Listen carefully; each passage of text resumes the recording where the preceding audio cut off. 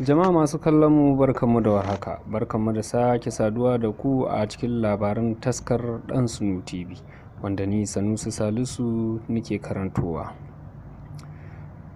Shekara ta 2023 ranar 1 ga watan 10 shine Najeriya ta cika shekara 63 da samun 'yancin kai.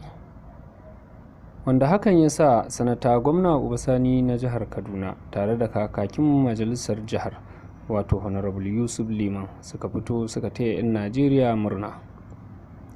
Mai girma shugaban ƙasa Bola Ahmad Tinubu shi ma ba a bar shi a baya ba, ya ce lalle fa cikan Najeriya shekara 63 da samun 'yancin kai wani abin alfahari ne ga dukkan ɗan ƙasa. Har wa yau dai gwamna Ubasani na jihar Kaduna tare da Honorable Sama'ila Suleiman sun fito sun yaba wa al'ummar jihar Kaduna gani yadda suka aiwatar da murnar cikan ƙasar nan shekara 63 da samun 'yancin kai lafiya. Jami'an tsaro su ma ba a bar su a baya ba, lallai sun taka tasu muhimmiyar rawar ganin cewa su ma fa an dama da su wajen murnar cikar ƙasar nan shekara 63